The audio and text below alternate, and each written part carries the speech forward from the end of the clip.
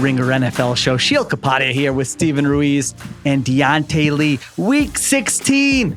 The regular season is winding down. We are going to get to the big storylines. And then, of course, our picks contest, which is tightening up a bit. Diante, how are we feeling going into the final 3 weeks? I feel great because of that last point you made. I'm starting to climb up a little bit. I think I'm within about 2 or 3 games of Steven, so I'm feeling good. Been hot. I think ever since I got sick, I don't think I've missed on a pick. So clearly, I think the lesson to be learned here is to take risks with what you're eating because you never know what the positive results will be on the other side of it. You also Ruiz. Look good. You look like a defensive coordinator who's no longer in season. Got a fresh haircut, the beard's trimmed up. You're looking refreshed. Right. You look 5 years younger. I'm not gonna lie. He looks great. It's easy when you're not game planning for quarterbacks and 12 personnel. I think everything just kind of brightens up in your life. So I'm sure I'm looking the part now. There you go. Speaking of brightening up in someone's life, we get to the first topic. My guy, Michael Penix Jr. making a little Costco run when he gets the call from the Atlanta Falcons, from his head coach, Raheem Morris, that he is starting this week against the New York Giants. This is a story that broke after we recorded our midweek episode. And to me, this is like one of the most exciting storylines in the league this week. I mean, the Falcons are 7-7. They got a 24% chance to make the playoffs, according to the New York Times' projections. They won last week. They're benching the quarterback who they gave $100 million in guaranteed money to. It feels so weird even to just say it out loud, in favor of a rookie. And guess what? Everybody agrees it's the right move. Ruiz, you are admittedly very online. Has there been anyone making the argument that this is the wrong move and that Kirk Cousins should actually remain the quarterback? I haven't seen it. I don't even think Kirk Cousins would make the argument at this point. He didn't seem like a guy who was very interested in playing football for more than like 2.3 seconds at a time. Like after 2.5 seconds, the guy looked scared for his life. I think the funniest thing all season, one of the things I've enjoyed is like the tight end zone shots that like you see on the live broadcast and like Kirk Cousins' face when he's under pressure. It's just a guy who is just miserable and doesn't want to be where it's like he was like transported into like the pocket in the middle of the play. That's what he looks like at times. So I'm sure he's happy to be holding a clipboard and making all that money. I mean, that's a well-paying job. The check still, the direct deposit, it still works, whether you're starting, whether you're on the bench, whether you're first string, second string, third string. Not for everybody, but that's why you get the $100 million guaranteed, is because then it doesn't really matter. So Diante, Ruiz had the idea for kind of the theme for some of the topics we're talking about, setting the goalposts. That way, when we get on here Monday night, we can't move the goalposts and say, well, I thought this. No, we're going to set the goalposts now on expectations for some of these things we're talking about. So Michael Penix Jr.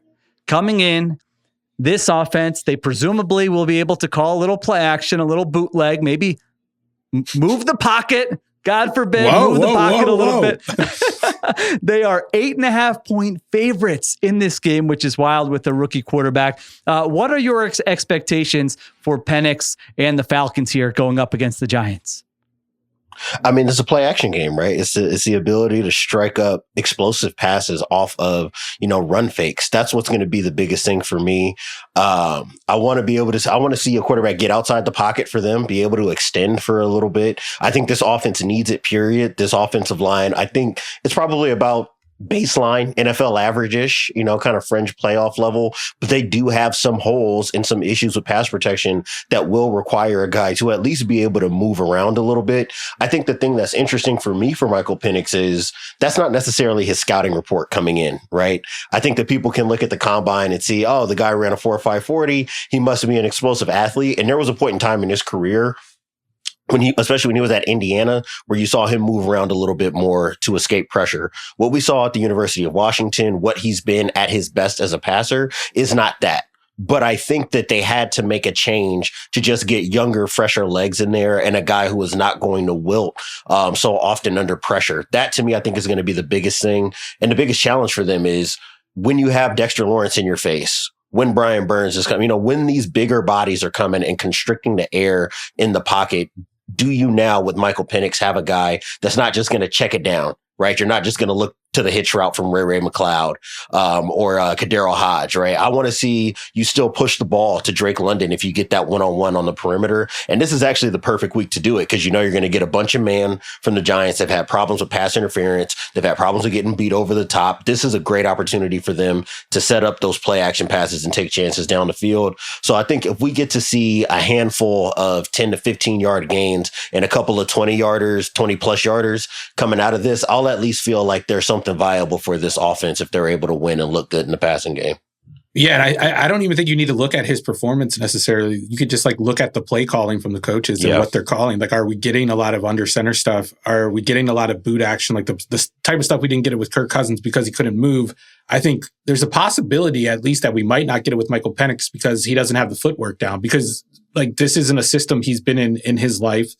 No college player is used to taking snaps from under center and doing the footwork necessary to carry out those fakes and make them look good and make them effective. So the fact that they're kind of going to him at this point, I think suggests that he has gotten the footwork down and they're comfortable with where he's at. And they think that adding him to this offense is going to allow them to expand things.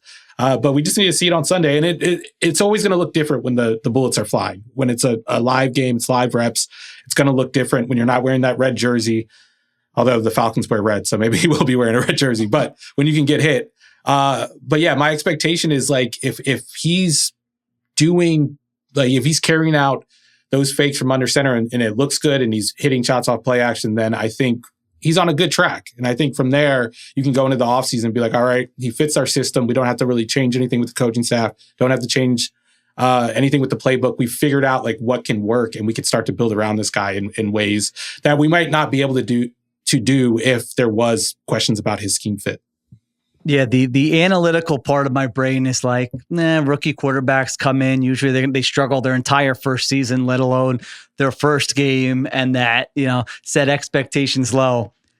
I kind of feel like there is also a psychological component. We talked about this before where the players know. The players have been watching Kirk Cousins practice during the game on film. And it's like that game Monday night had to be so depressing if you were any member of the Falcons organization and it wasn't just a one game thing. I mean, to make this move, they obviously had to get to the point where it was just like, we have to. There's no other move here, and so I'm excited. Like I think there's a chance Penix is the story of Week 16. Like we're leading the Sunday night show. Just like man, he lit up the Giants, and now they've got whatever a 40-50% chance, whatever it would be, if they win to make the playoffs. Diante mentioned it. You're going up against a bad defense, the 27th in DVOA. The guy practiced in the summer. It's not like he just got there. And I just think like some of these guys like Drake London, they're just going to be excited to have a guy who can push the ball downfield a little bit. And like you said, just when there's a little bit of pressure, the whole thing maybe doesn't totally deteriorate, and maybe he can make a play or two. Maybe you can use some move the pocket a little bit. So I'm excited. I don't know. I would have no other reason to watch this game if it was Kirk Cousins starting. We obviously wouldn't have even mentioned this game in the preview, but it is a big story as we enter the final 3 weeks here to see what Michael Penix Jr. does. If you don't put any all right, minimum dropbacks on it, Michael Penix is PFF's number one graded passer. Now he only has 6 dropbacks, but he's putting that up. He's risking that title. He's just ahead of Lamar Jackson. Listen, sometimes, in life, you got to make tough decisions. I'm sure he thought about it when he was ordering his hot dog at Costco. Do I want to risk giving up the PFF grade to actually play more? Or should I just kind of sit where I'm at, build on that for the second season? But I think he made the right decision. We'll see. Time will tell, but I think he made the right decision. All right. Michael Penix Jr. All right. Second topic we want to get to, Steelers at Ravens, a Saturday afternoon game. I mean, really, what the NFL is doing to families this holiday season, just incredible job. I mean, they say football's family. They try to ruin everyone's family, but that's okay. We got Steelers at Ravens Saturday afternoon. No, they mean like they're replacing family with football. That's what they mean. Now, football is the new family. When you lose your family, we'll still be here. Yeah, that might be actually what they mean. Of Tom Brady. I'm sorry. Oh my gosh. All right. Ravens are 6.5-point favorite. The stakes are the AFC North division home playoff game. Steelers are 10-4. Ravens are 9-5. If the Ravens win, it turns into more of a toss-up, actually. If the Steelers win, it's over. It's a wrap. They own the tiebreak, and the Ravens cannot catch them in the AFC North. Now, Ruiz, you have been very invested, very consistent with this Ravens team that not only do you think they're winning the AFC North, I think they're still your favorite to get to the Super Bowl, or the team you're picking to get to the Super Bowl. So set the goalposts here. What do you want to see from this Ravens team where you'll be feeling good about some of your prognostications depending on what they do Saturday in this game? I want a double-digit win. I want something like my bar is not low. My bar is very high. And it's not just like survive this game and win the game and be immune to the Tomlin magic. It's not that. I want this team to dominate in the same way that we saw them dominate the Bills on Sunday Night Football in their stadium. And they're the better team. I think they're 10 points better than the Steelers if they play their A game. The Steelers play something less than like way over their heads. I think they're a better team. I went back and watched that first game. I should not have done that because it gave me heartburn, basically. It just pissed me all off all over again. I don't know if you guys remember this, but we had the first drive, second play, Derrick Henry fumble. Yeah, that's when you knew. Second drive, they get a holding call, makes it 2nd and 19. That drive's over. Third drive, Justin Tucker misses a 45-yard field goal. Fourth drive, Justin Tucker misses another field goal. Fifth drive, holding on first down, makes it 1st and 20. They get 14 yards on second down, and Nelson Aguilar gets a pre-snap penalty the next play. So it's back to 2nd and 11. They have to punt on that one. I mean, they dominated this game in certain respects. They averaged 2 more yards per play. They had the higher EPA average. They had the higher pass success rate, higher run success rate, 9 explosive plays to 6, 2 touchdowns to 0 touchdowns for the Steelers, but they turned it over 3 times, committed 12 penalties, missed 2 field goals, and the Steelers made all 6 of their field goals. That was the difference in the game. Was the Ravens beat themselves and the Steelers just kind of let them do it.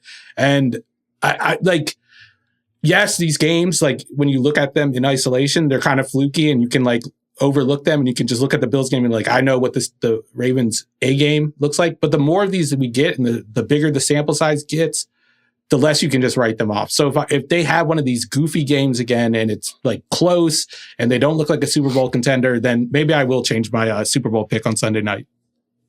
Yeah, because and it would also mean, obviously, and if it's a loss, not just if it's a win that's ugly, but if they lose, now you're talking about they're guaranteed to have to go on the road 3 times in the playoffs to get to the Super Bowl there. So those are the implications as well. Diante, do you agree with that assessment, or is this just doesn't matter if you win ugly, it's a division game, it's Mike Tomlin, I don't really care how they look? Where are you in terms of what Ruiz laid out there?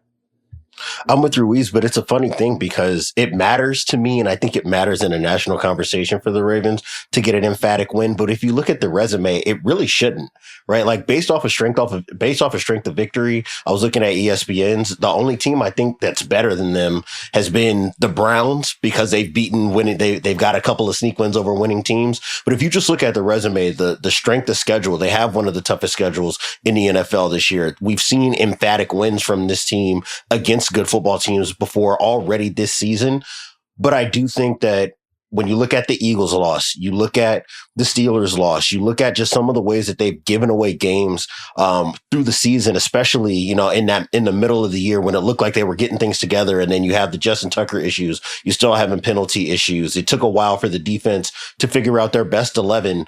I think that now that they got a lot of things trending in the right direction, this is the time to really stamp the fact that they are just as good as Buffalo, that they're just as good as Kansas City. And if they had to see those teams, even in a road environment, that they put something on tape that makes it look like you can believe that they can beat those teams no matter where the game is played at.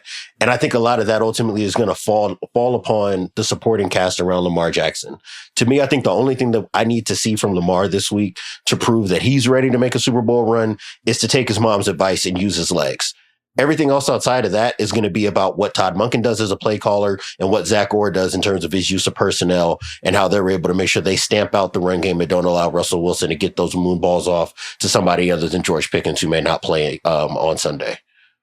Yeah, they're that Steelers defense is certainly tough. TJ Watt looks like he's going to play in this game. Their front specifically is tough. And even for all the numbers, Ruiz, you gave out, it was still the Ravens' worst offensive game of the season. If you look at it, EPA per drive 6, we just haven't seen that. I mean, it's been week in and week out. Their offense, even in some of those bozo losses, as you guys will put it, it was more their defense or special teams. This was maybe the only game this season where the offense wasn't quite as efficient there. So that's something to keep an eye on, although the Steelers are without a couple members of their secondary. It looks like potentially Diante Jackson, their second corner, and Deshaun Elliott, their starting safety.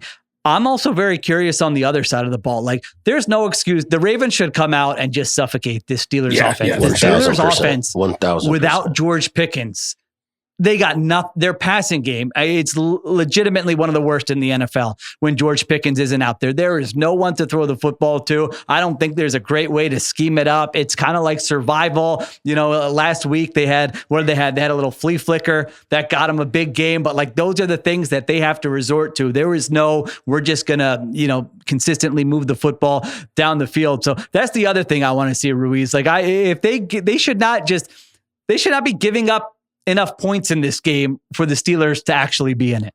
No, like, if you go back and watch the last game, the first game between these two teams, the Ravens were all over their run game. Like, Arthur Smith is a great run game coordinator. He's a great designer of run games. And he had a couple like good designs that got a couple extra yards. But like, the more he showed the Ravens his cards, the easier it was for them to hone in on that. But he was able to generate a couple of explosive plays off of those run actions. I think the Ravens are going to be better prepared this time around to kind of be ready for that counter punch if they do take away the run game. And then, like, this applies to the entire game, but I think it also mostly applies to the other side of the ball. And maybe it's a dumb thing, but the first thing that stood out to me when I went back and watched that tape was the field and the grass in Pittsburgh, which is essentially it was a nasty game. Yeah, it was a really nasty game. It's essentially like dirt with like green spray paint over it. And I think you go to like a more synthetic field in Baltimore, that suits the Ravens offense way more than like playing on a mucked up field. And I think it's going to be a big factor in this game. I think we're going to see the best of the Ravens offense. We're going to see them be fast in this game, faster than they were. It kind of looked like two slower teams when these two teams played. I think you're going to see the speed difference between these two teams in Baltimore. And if we don't see that and the Ravens offense looks slow again, then I'm going to be very disappointed in this team. I want them to win. I no more excuses. I probably will make some excuses, at least for Lamar Jackson, if they do lose this game. Yeah. I mean, hopefully Justin Tucker misses a field goal or two so I can blame it on him. That would be easy. I do want to, there's one last point to make, I think, about Baltimore's defense, and I kind of hinted at it, and I think it's Zach Orr figuring out what he can and can't do with this personnel. I think if you look basically from that second Bengals game on, basically once it was clear that like Eddie Jackson can't play, Marcus Williams can't play, they're not giving us anything. I think that there's almost been like, I don't know if you guys remember what the shift was when Raheem Morris took over as defensive coordinator from Sean McVay. In that first half of the year, you could see there was a lot of like, I'm running this probably because, not Sean McVay, but Brandon Staley. Like, I'm running this because Brandon Staley ran it last year and it was successful. And I know that Brandon Staley is very passionate about doing what has worked after leaving the Wade Phillips scheme. And then about halfway through, and definitely in the year after, it was a little bit more of like, let's get back to a more basic kind of fundamental style of defense. That's been happening with the Ravens in the second half of the year. You're seeing less of the quarters, less of quarter halves, left of the soft zone shells that were giving up all this air and easy completions to quarterbacks and guys underneath and forcing them to be perfect tacklers out in space, which is really an issue for them earlier in the year. I think that now that Kyle Hamilton is playing more deep, you're seeing less of the two safeties that I mentioned. Now that Marlon Humphrey has been healthy, Nate Wiggins has been available, they're more of a cover 3, cover 1 team now. And I think that actually fits their personnel much better, is selling out to load up the box to stop the run. And then you have a couple of change-ups. You can drop Ardarius Washington in as a robber. You can drop Kyle Hamilton in as a robber, or you can play cover 2 and you can kind of mix up your rotations that way. And I think that because they've simplified things, it's made it easier for them actually to take away explosive plays, to play tighter to routes and challenge quarterbacks in the way that they want to. And to me, this is a great game. Again, just like you said, Sheil, knowing that they don't have their number one receiver, you can go out and play cover 1 and should be able to handle these guys one-on-one. You should be able to apply a lot of pressure. So I would like to see this linebacker core blitz and try to make Russell Wilson as uncomfortable as possible. I'm really looking for an emphatic win on both sides of the ball. And I think that the defense is going to tell me a little bit more about where this team is, maybe even in the offense will. Yeah, I think like the single high thing is such a good point. I mean, we talk about too high as like this thing, this magical scheme that can take away the deep passing game. But it is like very complicated, especially when you're getting into like the quarters world of it, not like the traditional Tampa 2 world. And the safeties have to work in conjunction, and you're passing off routes from one side of the field to the other. Where in single high, there is some of that, like depending on the formation and the offense, like a linebacker might have to run with a number 3 receiver from the other side. But for the most part, like you have one safety back there and he doesn't have to communicate as much with that other safety. And like that was the issue early on in the year. It wasn't like they were bad at defense. I do agree that like there was more air in the coverage compared to when Mike McDonald was running that style of defense. But like they were just messing up coverages. And that like, what was it? Was it the Bengals game? Or no, it was the Chiefs game where like one side of the field was in like Tampa 2 and the other side of the field was in cover 3 and they gave it to Xavier Worthy touchdown. And like we're seeing less of that. The one thing we are still seeing is the penalties, and we're still seeing like Justin Tucker, I think, is still shaky. I think if this game is close, that's why it's close. They commit penalties and Justin Tucker misses a few kicks. If that doesn't happen, I think they win this game by 10 because I do think they have a better matchup on the offensive end. So they left a lot on the field. Like you look at like the first couple of drives, Lamar Jackson had some wide open guys running downfield. It wasn't necessarily in his progression, but usually he gets to those routes and throws them. And he didn't get to him in this game, and he missed a couple routes by like a foot or two. And that was the difference between scoring 30 points and what did they end up scoring? 14, 17 points? 16, I think. 16. That was the difference. So Ravens to me, I think that... No, go ahead. Go ahead, Sheil. No, you're good. Go ahead. The last point I was going to make about the offense and why I say that this is a big game for Todd Monken is you're going to have to divorce yourself from something that I think they really want to do, and that's being a bully ball offense style of offense. You cannot be an under center, hand the ball off to Derrick Henry run team against the Steelers. They're number 1 in the league in stuff rate against under center runs. They're number 9 in the league in defensive rushing success rate against under center runs. Those two numbers drop to 12th and 19th when you're in the gun, and you have the greatest shotgun run threat that has maybe ever existed in football. You know, and we know, I mean, if we're taking what was said at a press conference to heart about Lamar Jackson kind of internalizing and accepting the fact that he needs to use his legs more often, that doesn't just mean as a scrambler. That means that as a play caller for Todd Monken, you need to use that as a weapon to force defenses to stay honest and not allow Pittsburgh to blitz you and really play tight to the line of scrimmage the way that they were in this first matchup. So I'm really interested to see if we see more shotgun, we see less heavy personnel, and they try to spread them out the way that Philadelphia did just last week, right? You saw a lot of empty, you saw a lot more 4 open looks, spread looks, where you get to get a clearer picture, I would say, on what they're trying to do defensively, and you're able to pick out those mismatches a little bit easier as well, both in the pass game and up front in the run game.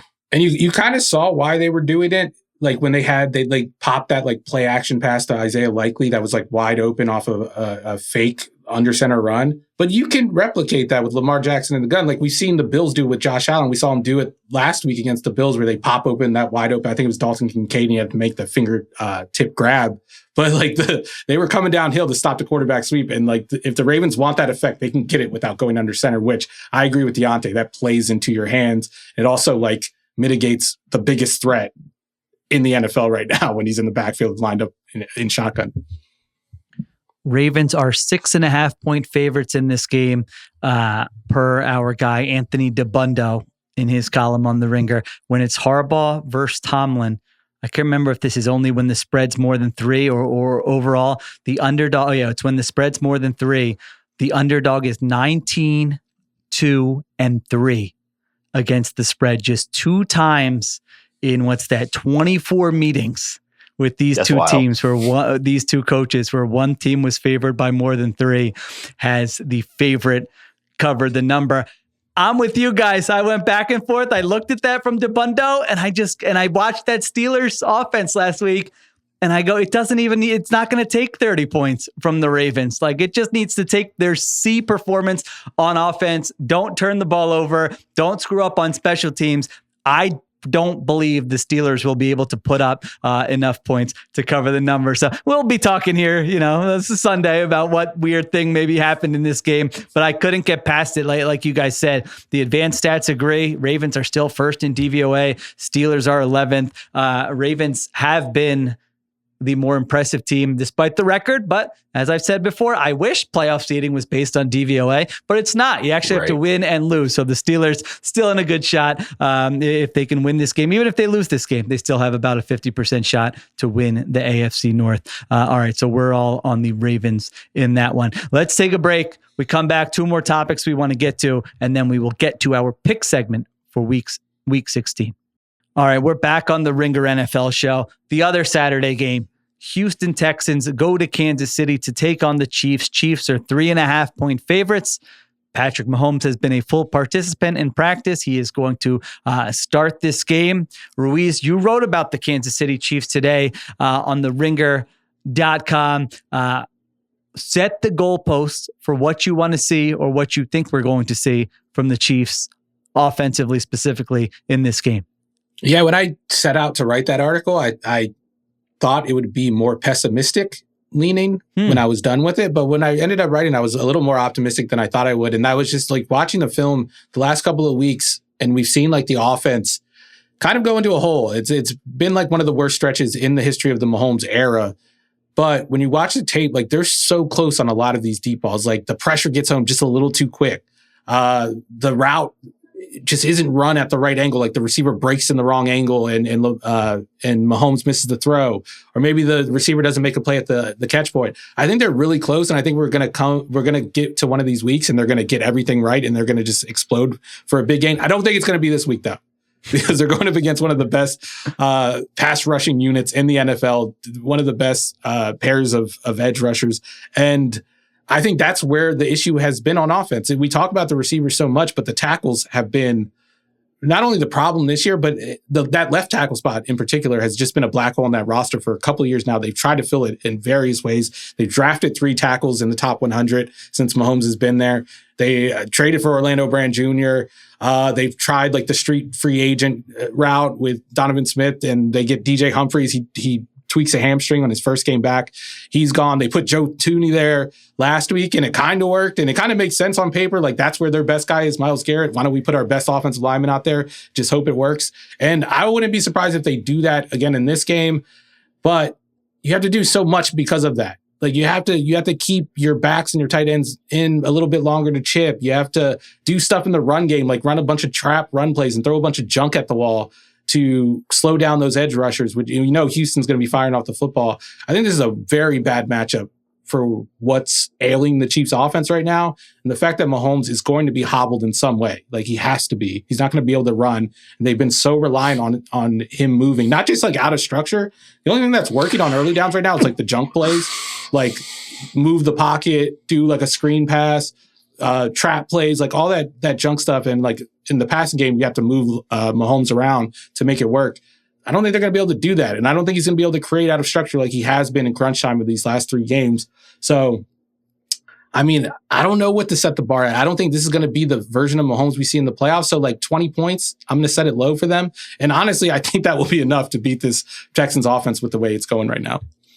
You know, Sheil, I have been waiting all season long for one of you guys to take the stance of like, there's something fundamentally wrong with the Chiefs. So that way somebody else can be on the reel instead of me. And I don't even know if I really believe this, but I'm going to play devil's advocate here, because I do think that there's a lot of merit in what Steven's saying.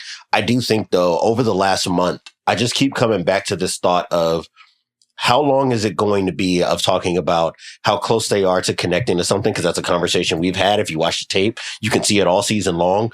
Before you have to acknowledge the fact that some of the issues that they have up front are starting to teeter towards breaking the offense more so than making an argument that they're just on the cusp of connecting with something. Over the last 4 games for them, they're 5th in sacks allowed. They're only behind the Giants in QB hits allowed. And it definitely just takes away from the effectiveness of the offense. And Steven talked about it. The answers for that are simple. There's no doubt about it. You can chip, keep the back end. You can slide protection certain ways. They've gone the personnel route of putting Tooney out at tackle. So they are throwing everything that they can at the wall to see what sticks. The issue is that for every one of those answers that you apply, it takes away from the kind of plays that Steven's talking about, where you do get to push the ball down the field more, where you do get to get more air in the coverage. If you've got guys staying in, you can't do what they want to do most, which is run a bunch of crossers and over routes, because guys have got to stay in. You can't create that kind of vertical stress in the defense that you want to get those throwing windows. And now that means exactly what we're talking about with everything that's wrong with this offense, which is Patrick Mahomes having to pat the ball, having to scramble or extend, having to throw with pressure in his face, taking contact to try to get a completion that's 8 inches ahead of the sticks, right? And he's obviously capable, and Andy Reid is great at being able to draw up passing plays to get that done. I just think that we are just inching closer and closer to them being at a point we're necessarily where it's not viable because you have Patrick Mahomes, but where you can't avoid talking about the fact that this offense is going to end up being a limiting factor for them when they start playing against teams that can score on the other side. Like Steven said, I don't think it's this week, because I think the Spags is just going to be able to choke out this offense from Houston, especially up front. But I would not be surprised at all if we look up at halftime and we're all texting each other or in the Slack with each other saying, this does not look right. And I don't know if there's a corner to be turned with this offensive line. Yeah. This feels like a game where even if it doesn't look right and they escape with the victory, I mean, not that it will stop the dialogue, but to me, that's okay here. I mean, they have this stretch here of 2 games in 5 days where if they take care of business on Saturday against the Texans and on Christmas against the Steelers, they have the 1 seed wrapped up, and then they can take a 25-day break. If Mahomes' ankle needs rest or whatever, like they don't have to play week 18. They won't have to play in the wild card round. And then they'll be back in the divisional round. So there's kind of a lot at stake here in these next 5 days. I'm with you guys. Like you can't hide it. It doesn't look right. You watch it, it doesn't look right. You look at the numbers, it doesn't look right. It's not just the offense, the entire team. This has been the worst team that Patrick Mahomes has been on with the Chiefs. And yet, they're very close to at least getting that 1 seed, getting the bye. And it's tough to know when would they face, that offense that is going to be able to put up points. I don't think it's going to be this week against the Texans. I don't have faith in that Texans offense. Next week, the Steelers. No, probably not. And then you're talking about the playoffs. So yeah, it could be a while before we're talking about that, but that doesn't mean the concern is for nothing. Yeah. And it's like, the problem is it's a personnel based issue, and that's going to be hard to figure out in the next month because there's no avenue to improve that part of your roster. And really, like Clyde Edwards-Helaire getting released, what was it, like last week, 2 weeks ago?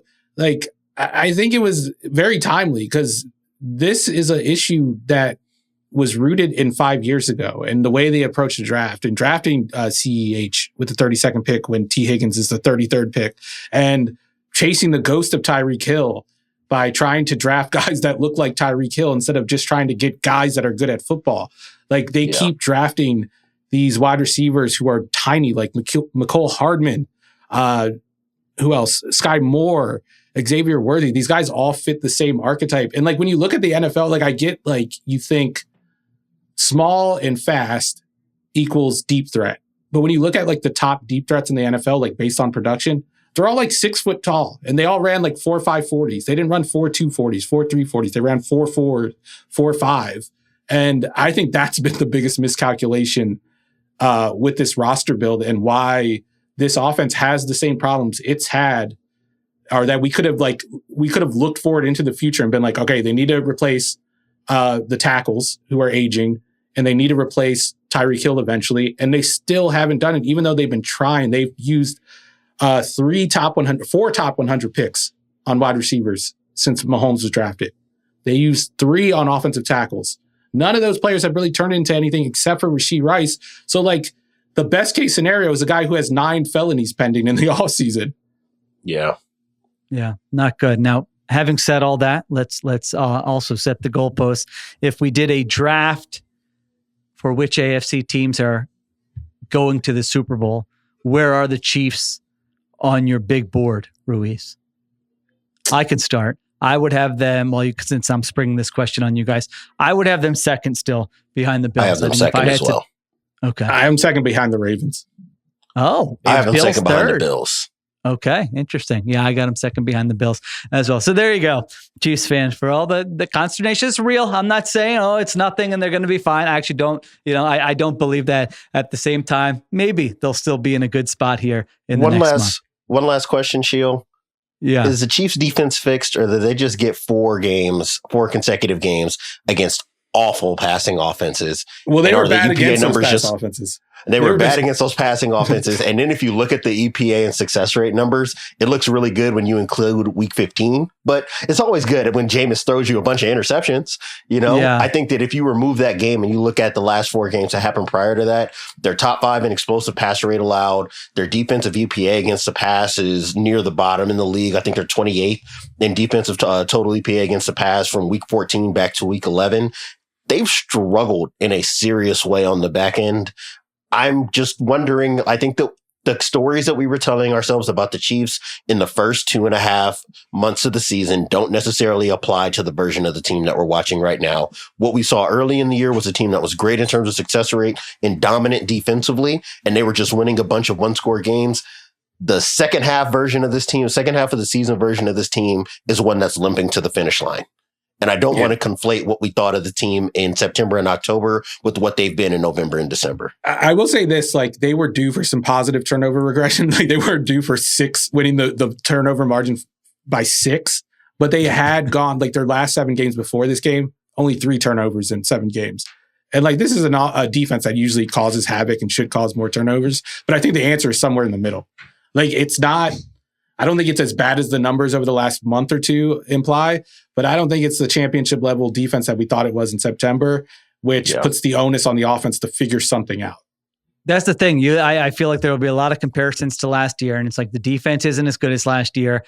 They don't have Rashee Rice from last year, and the tackle situation is not as good as last year. And their margin for it, they were not a dominant team. Those were they literally went to overtime in the Super Bowl. It came down to the last 5 minutes against the Bills, and so the margin for Zay Flowers fumble against the Ravens. Zay Flowers fumble against the Ravens. That doesn't mean they can't. All those things could happen again. That every a lot of Super Bowl stories, you have things like that along the way. But when you have little drop offs in multiple areas, it becomes a little bit harder. I do wonder if the Chiefs defense not being good over the sample size of a 17-game season matters as much when you do have that game planning. I agree. Card, right. Maybe it doesn't matter. That's fair. Belichick. It's just a matter of if you trust the players, probably. Right. Yeah. And I think that is the problem. The Jalen Watson injury was so big, and not because Jalen Watson is some force on his own, but it's in conjunction with losing L'Jarius Sneed. And now you have 3 guys playing out of position or playing in positions they weren't playing last year. I think they're softer on the perimeter now. They don't tackle as well as they used to. Those 3-yard gains are turning into 6-yard gains. And Steve Spagnuolo's blitz, his pressures aren't as effective on 3rd and 4 as they are on 3rd and 7. And I think those little things make a huge difference. It's like that little domino meme where you knock one thing over and it ends up knocking over a huge domino. I think that's what we're seeing. It's a cascading effect with this defense right now. I've still got the Chiefs winning this game because we didn't talk about the Texans offense, but I'm not picking the Texans offense in their current state to beat the Chiefs. No. So I still got the Chiefs in this game. What do you guys have? Oh, 100%. This offense is still the same crap we've been talking about, the same crap we were worried it was going to be last year. I don't know if Bobby Sloak has the answers, and maybe it's not on him because the offensive line has been worse, but I wouldn't give this guy another offseason to figure it out if I'm D'Amico Ryans, just because the window is now, there will be other windows opening up because you have Stroud, but there's a very clear window with this defense. All right. Diante here on the Chiefs also in this game. 1,000%. I mean, we like Steven said, we've had this conversation too long this season. And we know now at this stage in the season that CJ Stroud is not playing well enough to where we can just say, hey, if Stroud blacks out for 2.5, 3 quarters, they'll win this football game. That hasn't been the style of play that we've seen from Stroud. So unless we get some really good turnover luck from the Texans defense, I do not expect to see them win this game. I wanted to read Maybe I'll be wrong. Yeah, before we move on, I want to read this quote from Andy Reid because I think it speaks to the problem that I was getting at with the deep passing game and how they're thinking about it.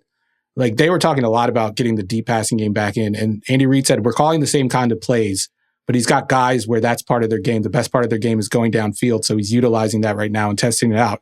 So it's like Andy thinks just throwing another 5'10" guy with 4.3 speed at the problem is going to solve it eventually. Like, oh, we got 2. Let's bring in a 3rd. Let's just keep bringing them in. Eventually, Sheil, we will you replace hear that story Tyreek. before, Sheil? You know who he's chasing? Deshaun Jackson. He is chasing the ghost I of think I've heard that Deshaun story Jackson, before. but Deshaun Exactly. Jackson ain't walking through that door.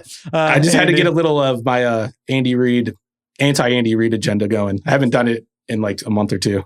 There you go. This screams out to me. Ugly.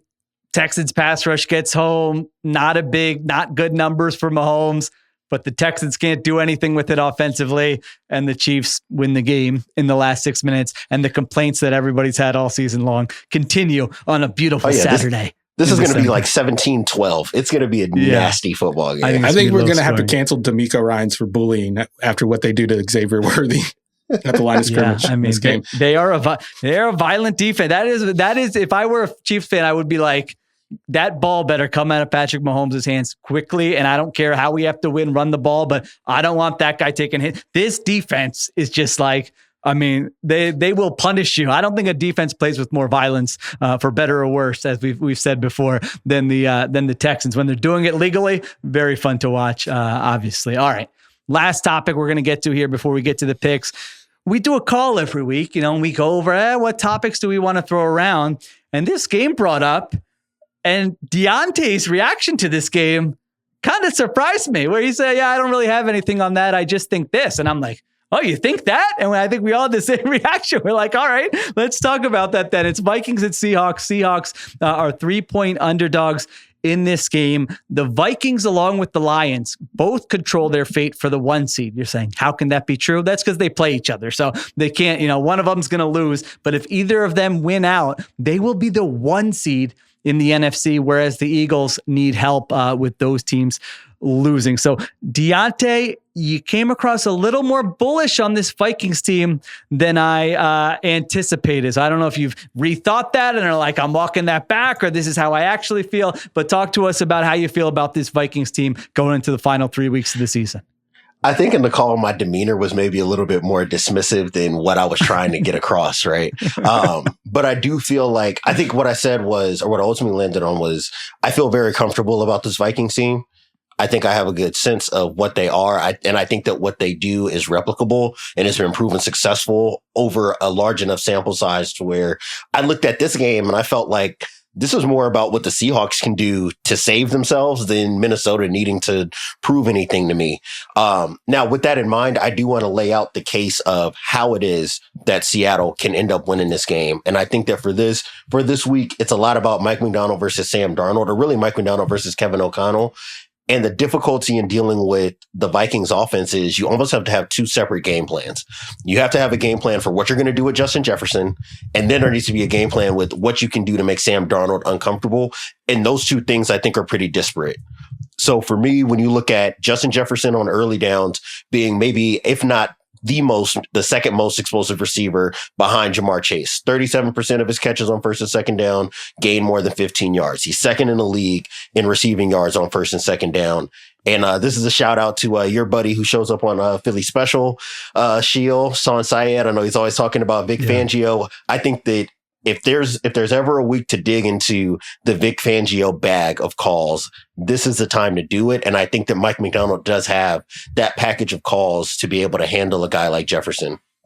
I went and watched their game against the Jets. You're talking about a number 1 receiver, high target volume, and Davante Adams. I watched Arizona because of Marvin Harrison Jr., what he can be as a perimeter receiver. And then obviously Sunday night against Green Bay, where they're a little bit more balanced and kind of spread the love around. I think what I saw in those games was Mike McDonald being able to use special calls for number 1 receivers, especially in the Jets game. Davante Adams is in the slot. They're playing quarters. Davante Adams is outside. They're playing cover 2. That's a big Fangio special. And that's the way that you want to handle number 1 receivers that move around. So I think we'll see a lot of that.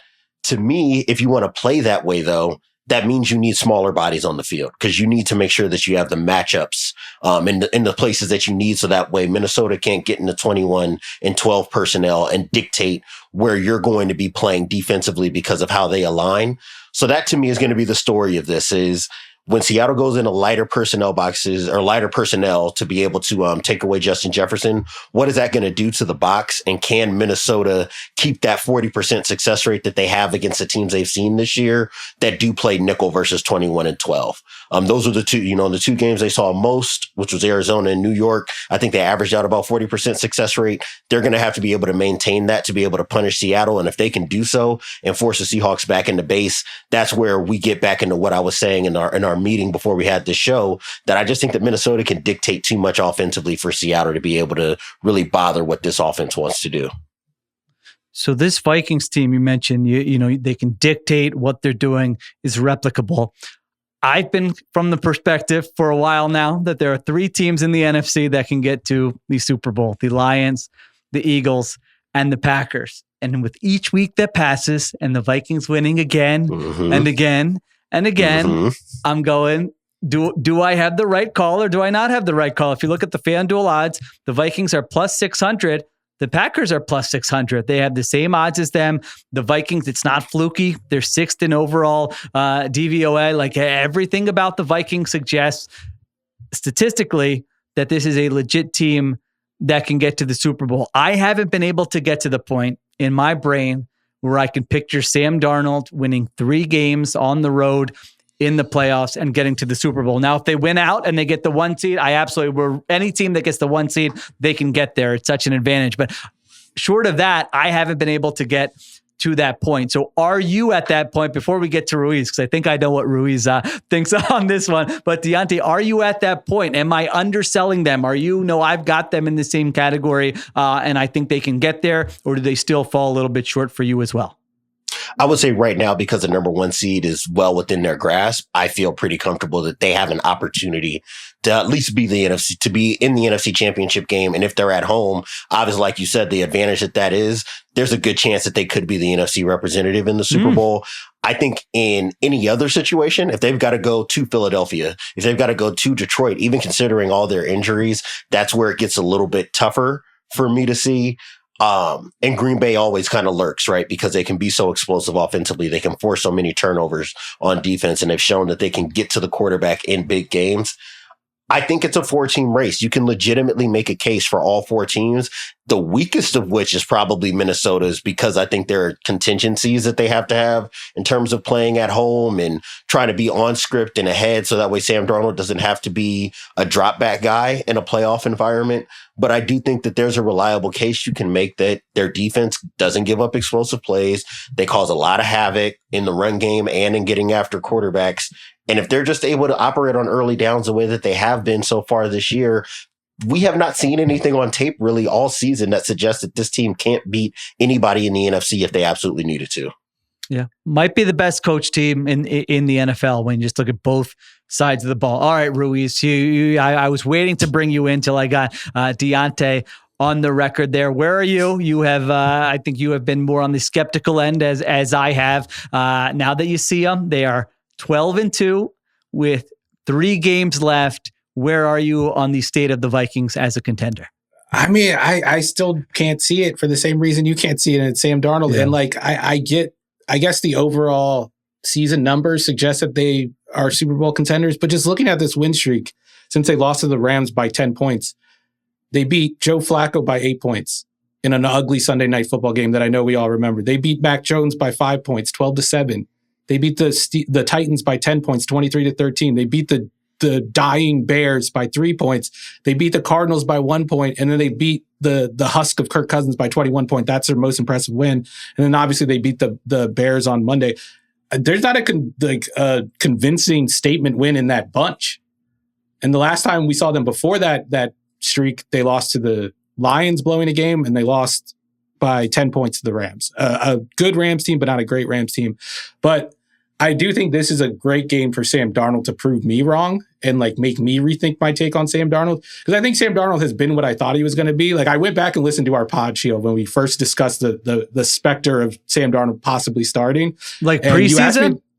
Yeah, this was in July. Wow, this guy grinds the film. That's a pro. I'm like, That's man, I got nothing left Only in because the tank. I I'm just trying to get to the end of the regular season. Only because I knew I was right, and I wanted to go back and listen to how right I was. But you asked me to set the baseline, and I said the baseline is 25 touchdowns, 10 interceptions, and you were like, "What? That's not happening." That's basically what he's at, give or take a few touchdowns and interceptions. Like I'm not moving the goalposts when I'm saying I need to see more from Sam Darnold. I've seen exactly what I thought I would see from Sam Darnold. He's a talented thrower who's been put in this offense where he can just throw in rhythm like 80% of plays. No one throws in rhythm more than Sam Darnold. And when you look at the stats, like before 3 seconds, he's one of the best, most efficient passers in the NFL, a safe passer. He's not putting the ball in danger. He's not taking sacks. After 3 seconds, which isn't that deep into a drop back, his interception rate quadruples. His sack rate multiplies by 5. His EPA drops from 0.14 to 0.00. He's a different player when he has to hold on to the ball and go through progressions. And I think Mike Macdonald, like his philosophy is, I want to make the quarterback think. I want to make him think an extra second or two. So this is the game to do it. If Mike Macdonald can pull that off, we're going to see the worst of Sam Darnold in this. And if he's able to beat that type of game plan, the type of game plan he's going to see in the playoffs, then maybe I'm wrong. And maybe I need to reconsider my take on Sam Darnold. But right now, I haven't seen anything that I didn't expect. Seahawks are 3-point dogs at home, obviously fighting for the NFC West crown, mostly against the Rams, although the Cardinals are still alive. Looks like Geno Smith, they got relatively good injury news this week. He is expected to play despite dealing with that knee injury. All right, let's take a break. Who do you love? What do you think is going to happen, Ruiz? Before we got to get our do you think that Darnold proves you wrong? This will be on brand, but I kind of like the Seahawks in this game. Oh, I got Minnesota winning this. I think Brian Flores is going to do horrible things to Ryan Grubb's offense and my man Geno Smith. I'm not even going to watch. I can't bear to watch this game. But I do think the Seahawks defense is going to have some success, especially if they get some interior pressure. That's the key.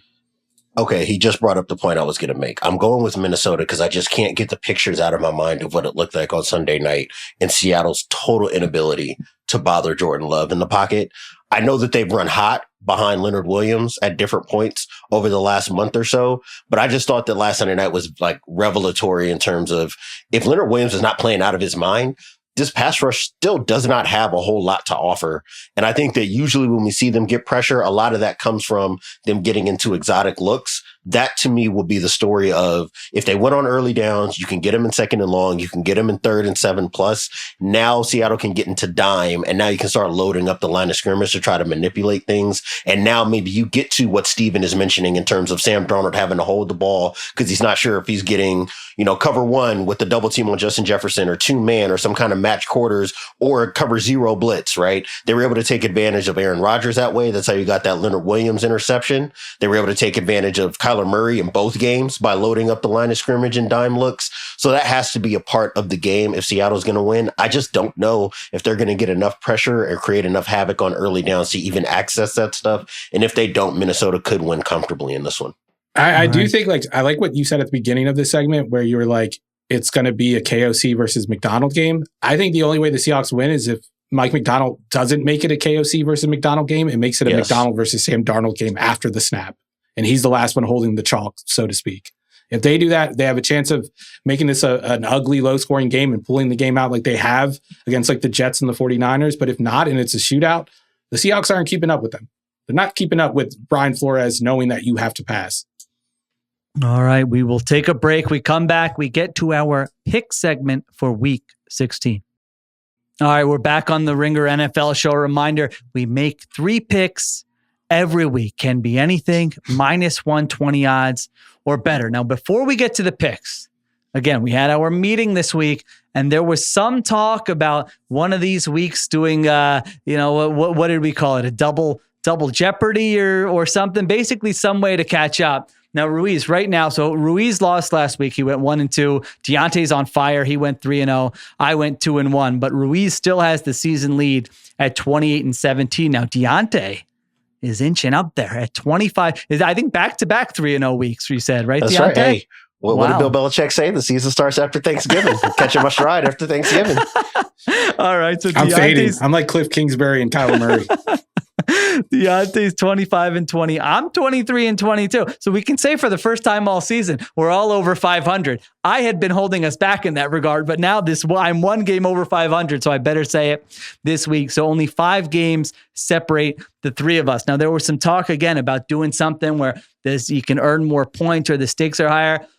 I actually don't think that's fair, Ruiz. And I'm actually coming up for you because I think we set the rules in the beginning, 3 picks every week. I think we should have to continue to do that. And whoever wins at the end of the Super Bowl, that's the winner. So I just want you to know that I'm a man of character and I was going to speak out on your behalf. You can't change the rules to make it easier to come back on whoever's in first place. That's not fair. This is very honorable of you. And I really do appreciate it.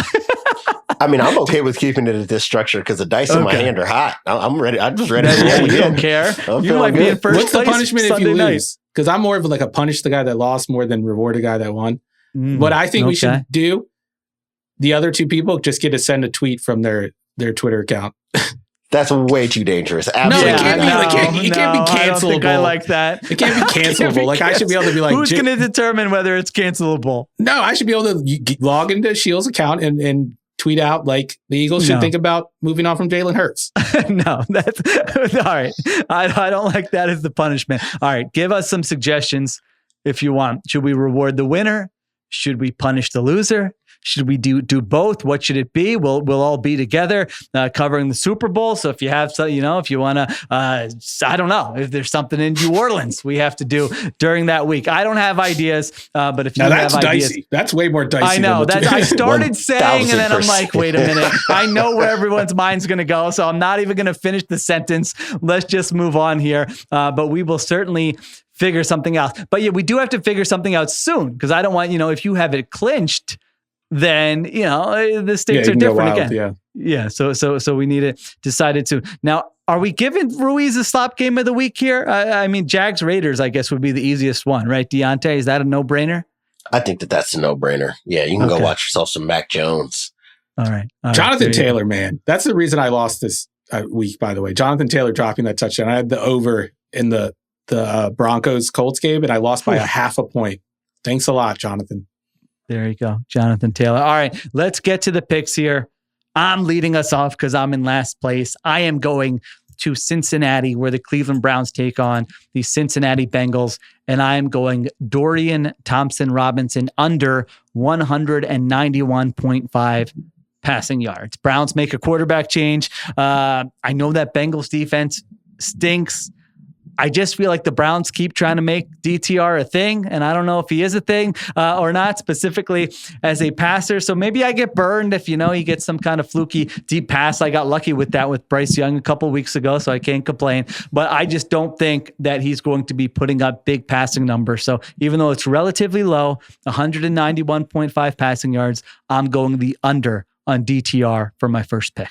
No, yeah, I agree with this. I don't even know why they're making this move. He turns the ball over more than Jameis Winston does, and he clearly doesn't throw the ball as well as him. I think all of these coaches, like these like under center play action guys, have like a fetish where they want to run zone read, and like they all have like this backup, this random backup they have on the roster just in case.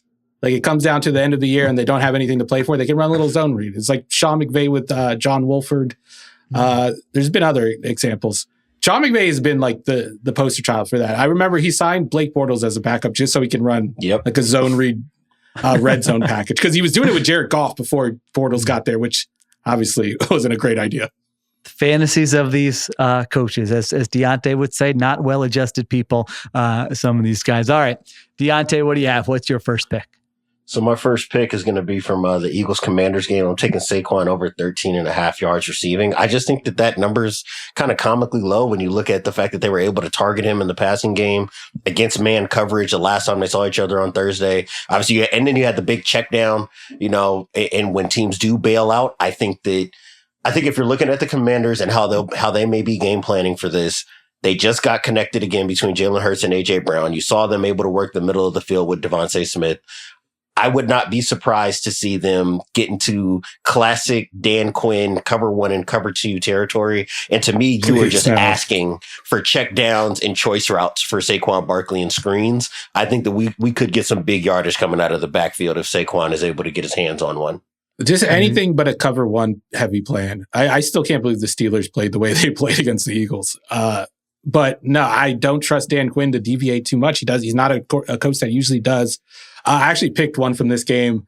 I've been spamming the AJ Brown overs all year long, especially when they're coming off of some adversity. But I'm going to go the other way. I'm going to go on the other side of the ball. I'm going to go or the other side of the field and go longest reception over 20.5 yards for Devontae Smith. I think it's a Devontae Smith game. I think Washington traded for Marshawn Lattimore, who had a good game last week for this matchup for AJ Brown.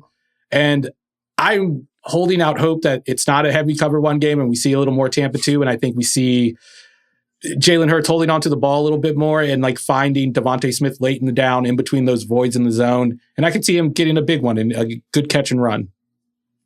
Yeah, Devontae Smith against zone, his numbers are good. AJ Brown, when the opponent's playing man, you know exactly where the ball is going. So yeah, the Steelers early downs, I think they were playing more man last week, and then they get to cover 2. And to Deontay's point, you got some check downs to Kenny Gainwell in that game. All right, so Devontae Smith over longest reception over 20. You said 20.5, yeah. 20.5. Okay, I was going to ask if 20 counts there. All right, Eagles go to Washington to take on the Commanders. Eagles are 3.5 point favorites, still chasing the Lions and the Vikings for that number 1 seed. All right, my next one here. I think I'm going to go to a game we already talked about, and I'm going another quarterback under. That's Russell Wilson under 217.5 passing yards. I have nothing more to really say about it. Just he doesn't have George Pickens. And you look at the other players on that roster, I think it's going to be tough for them to move the ball through the air. I also think the Ravens are going to be able to sustain some drives, so you're not going to have maybe as many possessions if you're the Pittsburgh Steelers. So Russell Wilson under 217.5 passing yards as my second one. All right, Diante, what do you got? What's number 2? Number 2 for me is taking the 49ers as 1.5 point underdogs in the game against the Dolphins. I just feel like I think that we gave a lot of credit to the Dolphins defense early in the year. I think we're playing well with the veteran secondary. I thought that they did a good job of passing off routes and really executing what Anthony Weaver wanted to do on the back end. But you just look at the metrics of the back half of the year, and it's just been more kind of ho-hum and meh. I think that San Francisco is starting to find a little bit of something in the running game, or they've really just been kind of recommitting, I think, to the fundamentals of Kyle Shanahan's scheme as of late, seeing more under center play action, seeing more under center run game period over the last couple of weeks. I do think that they'll be able to continue a little bit of that rhythm. And then on the other side of the ball, and we talked about this when the Dolphins were playing the Texans, this style defensively, where San Francisco is just going to sit back, give you those soft zone shells, take away those intermediate throws in the middle of the field. This is the worst kind of defense for Tua to see, because they're not going to have to blitz or have to overcommit to stop the perimeter run game and then sit in those windows that they want to throw into. I can just see an uncomfortable day again for Miami's offense, and the 49ers at the very least should be able to hang in this, if not win outright. This is the Brandon Staley Tua Tagovailoa rubber match. Brandon Staley got the first one. He embarrassed him on Sunday Night Football. Tua got like 400 passing yards in the following week 1. Now we got the rubber match here. There you go. A reason to watch. Brandon By the way, Staley. the 49ers haven't won in 2 consecutive weeks all season long. Like they had a 2-game winning streak, but it was split up by a bye, and no other 2-game winning streaks outside of that. That's wild. Imagine if you would have told me that before August, you would have been surprised there. All right, Ruiz, what do you got? What's your second one? I'm going to go to the Monday night game. A Monday night game I won't be watching, so I won't even know if this bet hits. The Packers and the Saints.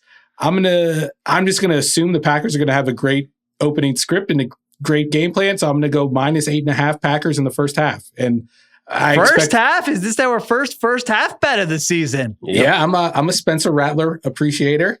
I don't think he's going to do anything when the game is in the balance, but I think he's going to get some garbage time touchdowns like he did against Washington, and they might cover the spread. So I'm not risking that. All right. So Packers 8.5 in the first half is your bet. They are 14.5 point favorites, I think, in this game. At some big lines this week. That's a big number, man. In Lambeau Field. All right, I like that one. So there you go. You could just check in. I love a first half bet. You just, especially for like a late NBA game or something, you just check in real quick. You know, all right, I can go to bed now. I know whether I won or lost there. So I think that's a nice move for you on a holiday week. I'm going to go to another game with a big spread and go to Buffalo, where the Bills are also 14.5 point favorites against the Patriots. I'm going to take the Patriots over 16.5 points. That's it. Just get to 17 points. I don't care if the Bills have 48 points. It doesn't matter to me. I still win the bet. I just think the Patriots can move the football. It's kind of wild. You see it over kind of long stretches here with Drake May under bad circumstances, and they still can move the football. So I think even if this one gets out of hand, it's not like they're going to take Drake May out or anything. If you get a garbage time score with 1 minute left, and you only had 10 points in the first 59 minutes, guess what? Doesn't matter. The over still hits. So over 16.5 points for the New England Patriots. That's my last one. Even Matthew Stafford and Jared Goff were scrambling against this Bills defense the last couple of weeks, and those guys never scramble. Like, imagine what Drake May's going to do. Maybe I should have taken over rushing yards now that you mentioned that. Oh, well. Too late. All right, Diante, what do you got for your last one? My last one is Marvin Harrison Jr. going over 51.5 receiving yards in a game against the Panthers. The Panthers are bottom 5 in EPA allowed on targets from receivers that are lined out wide. They don't have very much in terms of corner talent to be able to handle these one-on-one matchups. And we know that every week the Cardinals enter each game with the plan of play action passing and drop back passing and attacking any one-on-one matchup they get with Marvin Harrison Jr. Sometimes it has come at the expense of their rhythm offensively, because they definitely make a targeted intention to try to get the ball to him, especially early in games. But I think that this is a good week for them to do so. We could probably get a couple of over-the-top plays for Marvin Harrison from Kyler Murray. And I think that this offense is built to really take advantage of a team like Carolina that doesn't really have an identity defensively. They'll be able to do whatever they want in the run game and the play action game. This is like not related at all, but speaking of Marvin Harrison Jr. and the Patriots, Christian Gonzalez on Marvin Harrison Jr. Some good tape last week. That was some great tape last week. That's a good cornerback. Yeah. Looks like he could be an all-pro in a year or two. Yeah. Everything else, I don't know, but they only got some good players at those two spots. All right, Ruiz, what do you have? What's your last one? My final one is Caleb Williams over 218 passing yards, and I expect 170 of these to come in the second half when the game's in garbage time and already decided. I don't have high hopes for this team in the first half, but I expect the Lions to blow them out, or at least like a shootout, kind of low key, just because like the defense, there's so much attrition. At a certain point, it has to matter, right? And if the Bears can't do it against a banged up defense like this, that has such like an identity that's based on personnel, and they've lost all their personnel, like you have to be able to beat them, or like at least get 218 passing yards. I've been so influenced by the Dan Campbell clips this week. I'm just like, Lions are going to be fine. This guy's built for this. Every backup's going to be, he's going to find some way to one-on-one motivate these guys and prep these guys. So yeah, I do like the Lions in this spot. Is Jared Goff outside?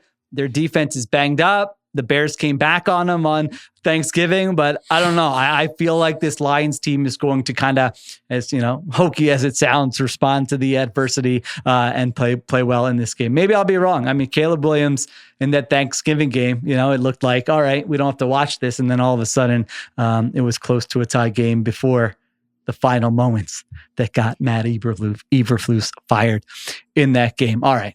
Those are the picks for week 16. Mine are Dorian Thompson-Robinson under 191.5 passing yards, Russell Wilson under 217.5 passing yards, and the New England Patriots to score over 16.5 points. Diante, what do you got? I've got Saquon Barkley going over 13.5 receiving yards. I've got the 49ers as 1.5 point underdogs, and Marvin Harrison Jr. going over 51.5 yards receiving. And I have Devontae Smith, longest reception over 20.5 yards, Packers minus 8.5 in the first half, and then Caleb Williams over 218 passing yards. There you go. Those are the picks for week 16. Will it get closer, this three-man race, by the time we get to Sunday night, or will Ruiz start to run away with it? We shall find out. Thank you to Diante Lee and Stephen Ruiz. Thank you to producer Christopher Sutton. Production supervision by Conor Nevins and Arjuna Ramgopal, along with our friend Dan Comer. We will be back Sunday night recapping all of the Week 16 action. Enjoy the games, everyone. Talk to you next time on the Ringer NFL Show.